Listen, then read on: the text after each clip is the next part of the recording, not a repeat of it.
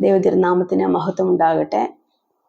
ഞാൻ നിങ്ങളോട് പറയാൻ ആഗ്രഹിക്കുന്നത് നമ്മൾ എങ്ങനെ വിശുദ്ധ വേദപുസ്തകം വായിക്കണം, നമ്മൾ എങ്ങനെ പ്രാർത്ഥിക്കണം എന്നതിനെ പറ്റിയാണ്. പലർക്കും വിശുദ്ധ വേദപുസ്തകം വായനയും പ്രാർത്ഥനയും എല്ലാം ഒരു തരം ബോറിംഗ് ആണ്. അതെന്തുകൊണ്ടാണ് അങ്ങനെ സംഭവിക്കുന്നതെന്ന് നമ്മൾ ആരെങ്കിലും ചിന്തിച്ചിട്ടുണ്ടോ? അതിന് കാരണം നമ്മൾ അതിൻ്റെ അർത്ഥം കറക്റ്റായി എടുക്കുന്നില്ല എന്നതുകൊണ്ട് മാത്രമാണ്. നമുക്ക് അതെന്താണ് വിശുദ്ധ വേദപുസ്തകം എന്ന് വെച്ചാൽ എന്താണ്, പ്രാർത്ഥന എങ്ങനെ പ്രാർത്ഥിക്കണം, പ്രാർത്ഥന എന്താണ് അടങ്ങിയിരിക്കുന്നത് എല്ലാം നമ്മളൊന്ന് അറിഞ്ഞിരുന്നാൽ ഇതെല്ലാം അത് അനുഗ്രഹത്തിന് മാത്രം കാരണമായി തീരും. ഒന്നാമതായി നമുക്ക് നോക്കേണ്ടത് എന്താണ് വിശുദ്ധ വേദപുസ്തകം എന്നതിനെ പറ്റിയാണ്. വചനം ദൈവമാകുന്നു എന്ന് വിശുദ്ധ യോഹന്നാന്റെ സുവിശേഷം 1-ാം അധ്യായം 1-ാം വാക്യത്തിൽ നാം കാണുന്നു. അപ്പോൾ ഈ വചനത്തിൽ കൂടി ദൈവം നാം ദൈവത്തോട് സംസാരിക്കുന്നു. വിശുദ്ധ ഗ്രന്ഥത്തിൽ നാം ഉടനീളം കാണുന്നത് നമ്മുടെ കർത്താവിന് നമ്മോടുള്ള സ്നേഹവും നമ്മുടെ വിഷമാവസ്ഥയിൽ നമ്മെ കരുതുന്ന നമ്മുടെ ദൈവത്തെയും ഒരു നല്ല ജീവിതത്തിന് വേണ്ട മാർഗവും പിന്നെ നമ്മുടെ കർത്താവിന്റെ രണ്ടാം വരവിനുള്ള നമ്മുടെ കാത്തിരിപ്പും പ്രത്യാശയും. ആ രണ്ടാം വരവിൽ നാം എവിടെയായിരിക്കും, നമ്മുടെ വാസസ്ഥലം എപ്രകാരം ഉള്ളതായിരിക്കും, അതിന്റെ ലക്ഷണങ്ങൾ എന്നെല്ലാമാണ് നാം കാണുവാൻ പറ്റുന്നത്. ഇനി നമ്മൾ നോക്കേണ്ടത് പ്രാർത്ഥന എന്ന് വെച്ചാൽ എന്താകുന്നു എന്നാണ്. പ്രാർത്ഥിക്കുന്നത് ദൈവത്തിന് നമ്മോടുള്ള സ്നേഹവും കരുതലും നമുക്ക് ദൈവത്തിലുള്ള ആശ്രയമാവുന്നു പ്രാർത്ഥന.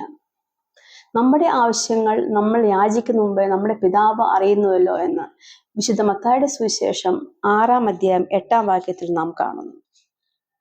എന്ന് വെച്ചാൽ നമ്മൾ ദൈവത്തോട് പ്രാർത്ഥിക്കേണ്ട എന്ന് അർത്ഥമാകുന്നില്ല. അതിന് ഏറ്റവും വലിയൊരു എക്സാമ്പിളാണ് കനാനിലേക്കുള്ള യാത്രയിൽ ഇസ്രായേൽ മക്കളുടെ കൂടെ ഇരുന്ന് നമ്മുടെ കർത്താവ് അവരുടെ ആവശ്യങ്ങൾ എന്തെന്ന് കർത്താവ് അറിഞ്ഞിരുന്നു. അവർക്ക് ഭക്ഷണമില്ല, വെള്ളമില്ല എന്നെല്ലാം അറിഞ്ഞിരുന്നു. എങ്കിലും അവർ യാചിച്ചപ്പോൾ മാത്രമായിരുന്നു അവർക്ക് ആഹാരം നൽകിയിരുന്നത്, അല്ലേ? അതുപോലെ നമ്മുടെ കർത്താവ് നമ്മുടെ ആവശ്യങ്ങൾ അറിഞ്ഞിരുന്നു എങ്കിലും നമ്മുടെ കർത്താവുമായുള്ള ഒരു ബന്ധം നമുക്ക് എപ്പോഴും ആവശ്യമാണ്. അതിനെ ലൗകികരായ നമ്മൾ ചിന്തിക്കേണ്ടത് നമ്മുടെ കുഞ്ഞുങ്ങളെ നമുക്ക് എപ്പോഴും കാണുന്നതാണോ ഇഷ്ടം, ദിവസത്തിൽ ഒരു 5 മിനിറ്റ് 10 മിനിറ്റ് അവരോട് സംസാരിക്കുന്നതാണോ, ഇല്ല എങ്കിൽ അവർക്ക് ഇഷ്ടമുള്ളപ്പോൾ എപ്പോഴോ ആർക്കോ വേണ്ടി പോകുന്നതാണോ ഇഷ്ടം. അതുപോലെയാണ് നമ്മുടെ കർത്താവിന് ഏറ്റവും ഇഷ്ടം നമ്മുടെ കർത്താവിന് നമ്മൾ എപ്പോഴും ദൈവത്തോട് ബന്ധപ്പെട്ടിരിക്കുന്നതാണ്. ഇനി നമ്മുടെ ക്രിസ്തീയ ജീവിതത്തിൽ നമുക്കുണ്ടായിരിക്കേണ്ട നല്ല 5 ഗുണങ്ങളെക്കുറിച്ച് നമുക്കൊന്ന് നോക്കിയാലോ. ഒന്നാമതായി, നമ്മുടെ ജീവിതത്തിൽ നമുക്ക് പ്രാർത്ഥനയ്ക്കും വേദപുസ്തക വായനയ്ക്കുമായിട്ട് ഒരു നിശ്ചിത സമയം കണ്ടെത്തുക എന്നുള്ളതാണ്. ആ നിശ്ചിത സമയം നമ്മൾ കണ്ടെത്തുക എന്ന് പറയുമ്പോൾ അതിന് നമ്മൾ ബെഡ്റൂമിൽ പോയിരുന്ന് ഉറക്കം തൂങ്ങിയിരിക്കുമ്പോഴായിരിക്കരുത് നമ്മൾ പ്രാർത്ഥനയ്ക്ക് വേണ്ടി തിരഞ്ഞെടുക്കേണ്ടത്. നമ്മുടെ കുടുംബാംഗങ്ങൾ എല്ലാവരും ഫ്രഷ് ആയിട്ടിരിക്കുന്ന ഒരു സമയം മാത്രം അതിനുവേണ്ടി കണ്ടെത്താൻ നമ്മൾ ശ്രമിക്കണം. അങ്ങനെ നമ്മൾ പ്രാർത്ഥിക്കേണ്ടത് എങ്ങനെയെന്ന് കൊലോസ്യ ലേഖനം 3:15 നാം കാണുന്നു. നാം പ്രാർത്ഥിക്കേണ്ടത് സങ്കീർത്തനങ്ങളാലും സ്തുതികളാലും ആത്മീയ ഗീതങ്ങളാലും തമ്മിൽ പഠിപ്പിച്ചും ബുദ്ധി ഉപദേശിച്ചും നിങ്ങളുടെ ഹൃദയങ്ങളിൽ ദൈവത്തിന് പാടുക എന്ന് നാം കാണുന്നു. അപ്പോൾ നമ്മൾ പ്രാർത്ഥിക്കുമ്പോൾ സങ്കീർത്തനങ്ങൾ വിശുദ്ധ വേദപുസ്തകം വായിച്ചുകൊണ്ടും ആത്മീയ ഗീതങ്ങൾ പാടിക്കൊണ്ടും നമ്മുടെ പിതാക്കന്മാർ നമ്മെ പഠിപ്പിച്ചിട്ടുള്ള പ്രാർത്ഥനാ പുസ്തകങ്ങൾ കൂടെ നമ്മൾ പ്രാർത്ഥിച്ചും കൊണ്ട് നമുക്ക് ദൈവത്തോട് അടുത്തിരിക്കാം. പ്രാർത്ഥനാ പുസ്തകങ്ങൾ എല്ലാം തന്നെ സങ്കീർത്തനങ്ങളിൽ നിന്നാണല്ലോ എടുത്തിരിക്കുന്നത്. ഇനി നമ്മൾ ഒരു സമയം കണ്ടെത്തി എന്നിരിക്കട്ടെ, ആ സമയത്ത് വളരെയധികം പരീക്ഷണങ്ങൾ നമ്മുടെ ജീവിതത്തിൽ നേരിട്ടെന്ന് വരാം. ഒരു പക്ഷെ അതൊരു വിസിറ്റർ ആയിരിക്കാം, അല്ലെങ്കിൽ ഒരു ടെലിഫോൺ ആയിരിക്കാം. അപ്പോൾ നമ്മൾ നമ്മൾ പ്രാർത്ഥിക്കാൻ കണ്ടെത്തിയ ആ സമയത്ത് നമ്മുടെ മൊബൈൽ ഫോൺ ഒന്ന് സൈലന്റിൽ വെക്കുവാണെങ്കിൽ നമുക്ക് പ്രാർത്ഥനയിൽ കോൺസെൻട്രേറ്റ് ചെയ്തിരുന്ന പ്രാർത്ഥിക്കാൻ നമുക്ക് പറ്റും. ഇല്ല എങ്കിൽ നമ്മുടെ ഫോൺ റിങ് ആവുമ്പോൾ നമ്മൾ ചിന്തിക്കണത് ദൈവമേ ആരായിരിക്കും വിളിക്കുന്നത്, എന്ത് അത്യാവശ്യമായിരിക്കും എന്നായിരിക്കും, അല്ലേ? അപ്പോൾ ഈ ഒരു കാര്യം നമ്മൾ ചെയ്താൽ നമുക്ക് പ്രാർത്ഥനയിൽ ഒന്ന് കോൺസെൻട്രേറ്റ് ചെയ്തിരുന്ന് പ്രാർത്ഥിക്കാൻ പറ്റും. ഇനി നമ്മുടെ വീട്ടിൽ വരുന്ന വിസിറ്റേഴ്സ് നമ്മുടെ കൂടെ പ്രാർത്ഥിക്കാൻ പറ്റുന്നവരാണ് എങ്കിൽ അവരെയും നമ്മുടെ പ്രാർത്ഥനയിൽ ചേർത്ത് നമുക്ക് പ്രാർത്ഥിക്കാം. നമ്മുടെ പ്രാർത്ഥന അവർക്കും ഒരു പ്രചോദനമാവട്ടെ എന്ന് നമുക്ക് കരുതാം. ഇനി നമ്മൾ പ്രാർത്ഥനയ്ക്ക് വേണ്ടി സമയം കണ്ടെത്തി ഒരു 2-3 ആഴ്ച ഇങ്ങനെ പോകുമ്പോൾ നമ്മുടെ കുട്ടികൾ ഓട്ടോമാറ്റിക്കായിട്ട് ഈ ഒരു സമയം അമ്മയെ പ്രാർത്ഥിക്കാം എന്ന് നമ്മളോട് പറയും. ഇല്ല എങ്കിൽ നമ്മുടെ പേരൻസ് ഉണ്ടെങ്കിൽ അവർ നമ്മളോട് പറയും പ്രാർത്ഥിക്കാം എന്ന്. അങ്ങനെ നമ്മൾ ഇങ്ങനെ ഒരു 2-3 ആഴ്ച കഴിഞ്ഞു കഴിഞ്ഞാൽ നമ്മുടെ ഭവനം ഒരു ദൈവിക ഭവനമായി മാറും. ഈ രണ്ടാമതായി ഞാൻ പറയാൻ ആഗ്രഹിക്കുന്നത്, നമ്മൾ എത്ര നേരം പ്രാർത്ഥിച്ചു എന്നതിൽ ഒരു അർത്ഥവുമില്ല. നമ്മൾ എന്ത് പ്രാർത്ഥിച്ചു, എപ്രകാരം പ്രാർത്ഥിച്ചു എന്നതിനാണ്. അതിന് നമ്മൾ നോക്കേണ്ടത് അതിൻ്റെ അളവിലൊരു കാര്യവുമില്ല, അതിൻ്റെ ഗുണമാണ് ഇമ്പോർട്ടൻ്റ്. അപ്പോൾ നമുക്ക് ദൈവത്തോട് പ്രാർത്ഥിക്കാൻ അല്ലെങ്കിൽ കോൺസെൻട്രേറ്റ് ചെയ്യാൻ പറ്റുന്ന ഒരു അവസരം എന്ന് വെച്ചാൽ 10 മുതൽ 40 മിനിറ്റ് വരെയാണ് സാധാരണക്കാരന് അതിനുവേണ്ടി നമ്മുടെ മനസ്സിനെ പിടിച്ചു നിർത്താൻ പറ്റുന്നത്. ആ ഒരു സമയത്താണ് നമ്മൾ പ്രാർത്ഥിക്കാൻ പറ്റുന്നത്. ഞാൻ പറയുന്നത് സാധാരണക്കാരുടെ കാര്യമാണ് കേട്ടോ. ഇനി നമ്മൾ പറയാൻ പോകുന്നത്, ഇനി മൂന്നാമതായി നമ്മൾ പ്രാർത്ഥിക്കേണ്ടത്, പ്രാർത്ഥനാ പുസ്തകത്തിലെ പ്രാർത്ഥനകൾ കൂട്ടമായി പ്രാർത്ഥിക്കാതെ നമ്മുടെ കുടുംബാംഗങ്ങൾ എല്ലാവരും മാറി മാറി അതിനെ പാരഗ്രാഫ്സ് വായിച്ച് തിരിച്ചിട്ടുണ്ട് അല്ലേ. അത് മാറി മാറി പ്രാർത്ഥിക്കുമ്പോൾ നമുക്കത് അടുത്ത ആൾക്ക് ധ്യാനിക്കാൻ പറ്റും. അങ്ങനെ നമ്മൾ ഓൾട്ടർനേറ്റ് ആയി പ്രാർത്ഥിക്കുമ്പോൾ നമുക്കത് ഭയങ്കര ഇൻട്രസ്റ്റ് ആയി വരും. അങ്ങനെ നമ്മൾ എല്ലാവരും കരുതണം. ഇനി നമ്മുടെ കുട്ടികൾക്ക് ഈ പ്രാർത്ഥനകൾ ഒന്നും തന്നെ അറിയത്തില്ല. കാരണം അവർക്ക് പുസ്തകമില്ല, അവർ കേൾക്കുന്നു, പക്ഷെ അതെന്താണെന്ന് അവർക്കറിയില്ല. അപ്പോൾ കുഞ്ഞുങ്ങൾക്ക് പ്രാർത്ഥനാ പുസ്തകങ്ങൾ വാങ്ങിച്ചു കൊടുത്ത് അവരെ ഇതിൽ ഇൻവോൾവ് ചെയ്യുക. ഇനി നമ്മുടെ സൺഡേ സ്കൂളിൽ നമ്മുടെ കുഞ്ഞുങ്ങൾ പഠിക്കുമ്പോൾ അവർക്ക് പ്രേയേഴ്സ് അറിയത്തില്ല. അവരത് സൺഡേ സ്കൂളിൽ എക്സാമിന് എഴുതാറുമില്ല. എന്തുകൊണ്ടാണ്?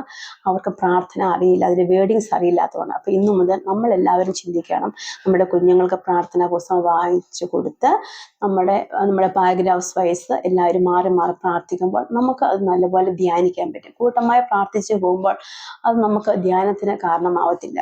ഇനി നാലാമതായി പ്രഭാത പ്രാർത്ഥന എന്നുള്ളതാണ്. സാധാരണ ഒത്തിരി കുടുംബങ്ങളിൽ പ്രഭാത പ്രാർത്ഥന എന്നൊരു കാര്യം നടക്കുന്നില്ല. എന്തുകൊണ്ടാണ്? നമുക്ക് സമയമില്ല എന്നുള്ളത് കൊണ്ടാണ് അല്ലേ. ഞാനും ഒരു അല്പനാളത്തേക്ക് പ്രഭാത പ്രാർത്ഥന അവോയ്ഡ് ചെയ്തിരുന്ന കാരണം, രാവിലെ കുഞ്ഞുങ്ങളെ വിളിക്കാൻ ചെല്ലുമ്പോൾ അവർ നല്ല ഉറക്കമായിരിക്കും. അവരെ വിളിച്ചിട്ട് നമ്മൾ തിരിച്ചു വന്ന് ബാക്കി അടുക്കളയിൽ പണി ചെയ്യുമ്പോഴേക്ക് തിരിച്ചു വന്ന് ഒന്നോടെ നോക്കുമ്പോൾ അവർ പഴയതിനേക്കാളും വലിയ ഉറക്കമായിരിക്കും. അങ്ങനെ നമ്മുടെ സമയം പോകുന്നതുകൊണ്ട് സ്കൂൾ ബസ് വരും, അങ്ങനെയുള്ള ഓരോരോ കാരണങ്ങൾ കൊണ്ട് അത് ഞാൻ പെൻഡിങ്ങിൽ വെച്ചിരുന്നു. അവർ സ്കൂളിൽ പോകാൻ ഇറങ്ങുമ്പോൾ വിദ്യാർത്ഥികളുടെ പ്രാർത്ഥനയാണ് പ്രാർത്ഥിച്ചു പോയിരുന്നത്. അങ്ങനെ ഇരിക്കെ ഒരു ദിവസം പ്രാർത്ഥനാ യോഗത്തിൽ അച്ഛൻ ചോദിച്ചു, പ്രഭാത പ്രാർത്ഥനയുള്ള എത്ര കുടുംബങ്ങളുണ്ടെന്ന്. ആ പ്രാർത്ഥന എന്നെ വല്ലാതെ സ്വാധീനിച്ചു. കാരണം അച്ഛൻ പറഞ്ഞൊരു കാര്യം, ഒരമ്മ വിചാരിച്ചാൽ പ്രാർത്ഥിക്കാൻ നമുക്ക് എന്ത് കാര്യങ്ങളും നമ്മുടെ മക്കളെ കൊണ്ട് ചെയ്യിപ്പിക്കാൻ പറ്റുമെന്നായിരുന്നു. അന്ന് മുതൽ ദൈവകൃപയാൽ ഇന്നുവരെയും പ്രഭാത പ്രാർത്ഥന മുടങ്ങാതെ ചെയ്തു പോരുന്നു. ഇനി അവസാനമായി നമുക്ക് നോക്കേണ്ടത്, നമ്മൾ എങ്ങനെ വിശുദ്ധ വേദപുസ്തകം വായിക്കുന്നു എന്നതിനെ പറ്റിയാണ്. നമ്മൾ എല്ലാവരും എല്ലാ ക്രിസ്തീയ വീടുകളിലും വിശുദ്ധ വേദപുസ്തകം വായിച്ചാണ് പ്രാർത്ഥന തുടങ്ങുന്നത് അല്ലേ. നമ്മൾ എല്ലാവരും പ്രാർത്ഥിക്കുന്നത്, നമ്മൾ ന്യൂസ് പേപ്പർ വായിക്കുന്ന പോലെയാണ് വേദപുസ്തകം വായിച്ചു പോകുന്നത്. പക്ഷേ നമ്മൾ വേദപുസ്തകം വായിക്കുന്നത് അങ്ങനെ ആവരുത്. നമ്മൾ എക്സാമിന് വേണ്ടി എങ്ങനെ നമ്മൾ പഠിച്ചുകൊണ്ടിരുന്നോ, നമ്മൾ അന്ന് ഇമ്പോർട്ടൻറ്റ് പോയിന്റ്സ് ഒന്ന് അണ്ടർലൈൻ ചെയ്ത് നമ്മളൊന്ന് ഒരു ചെറിയ ബുക്കിൽ നോട്ട്സൊക്കെ എഴുതി നമ്മൾ വിശുദ്ധ വേദപുസ്തകം വായിക്കുമ്പോൾ അത് നമുക്ക് അനുഗ്രഹത്തിനും അത് നമുക്ക് പഠിക്കാനും എല്ലാം പറ്റും. ഇനി നമ്മളത് നമ്മുടെ ജീവിതയാത്രയിൽ നമുക്ക് ആവശ്യമായ പോയിന്റ്സ് നമ്മൾ കാണുമ്പോൾ അത് എഴുതി വെക്കുന്നത് നമ്മുടെ അനുഗ്രഹത്തിന് ഒത്തിരി നല്ലതാണ്. ഇനി നമ്മൾ വിശുദ്ധ വേദപുസ്തകം വായിക്കുമ്പോൾ ഞാൻ ആദ്യം പറഞ്ഞതുപോലെ നമ്മൾ ഒത്തിരി വായിക്കണം എന്നൊന്നുമില്ല. 1-2 വാക്യങ്ങൾ വായിച്ചു കഴിയുമ്പോൾ അതെന്താണെന്ന് മനസ്സിലായില്ല എങ്കിൽ 1-2 പ്രാവശ്യം വായിക്കുക. അപ്പം നമുക്കതെല്ലാം നല്ലപോലെ മനസ്സിലാകും. ഇനി നമ്മൾ എന്തുകൊണ്ടാണ് വിശുദ്ധ വേദപുസ്തകം പഠിച്ചിരിക്കുന്നത് എന്ന് വെച്ചാൽ, നമ്മുടെ കർത്താവിനെ പരീക്ഷിക്കാൻ വേണ്ടി സാത്താൻ അടുത്ത് വന്നപ്പോൾ സാത്താൻ ചോദിച്ച ക്വസ്റ്റ്യൻസ് എല്ലാം ന്യായപ്രമാണത്തിൽ നിന്നായിരുന്നു അല്ലേ. നമ്മുടെ കർത്താവും അതേ ന്യായപ്രമാണത്തിൽ നിന്നുകൊണ്ട് തന്നെ സാത്താനും മറുപടി നൽകി. അപ്പോൾ നമ്മയും പരീക്ഷിക്കാൻ വേണ്ടി പല പരീക്ഷകരും നമ്മുടെ അടുത്തും വരാം. നമുക്കും അവരോട് എതിർത്ത് നിൽക്കണമെങ്കിൽ, നമ്മൾ അവരോട് പറഞ്ഞ കാര്യങ്ങൾ മനസ്സിലാക്കണമെങ്കിൽ നമുക്കും അല്പം വിശുദ്ധ വേദപുസ്തകത്തിൽ നിന്ന് കാര്യങ്ങൾ പഠിച്ചിരിക്കണം. അതിനായിട്ട് നമുക്കതിനു വേണ്ടി ഒരുങ്ങാം. നമ്മുടെ വിശുദ്ധ വേദപുസ്തകം നമ്മൾ പഠിക്കുന്നത് പോലെ പഠിച്ച് നമുക്കതിനെക്കുറിച്ച് ധ്യാനിച്ച് ഇരിക്കാം. ഇനി നോക്കൂ, കർത്താവിനെ പരീക്ഷിക്കാൻ സാത്താൻ വന്നപ്പോൾ കർത്താവ് അതിൽ നിന്നെല്ലാം ന്യായപ്രമാണത്തിൽ നിന്ന് എതിർത്ത് നിന്ന് സാത്താനെ തോൽപ്പിച്ചു.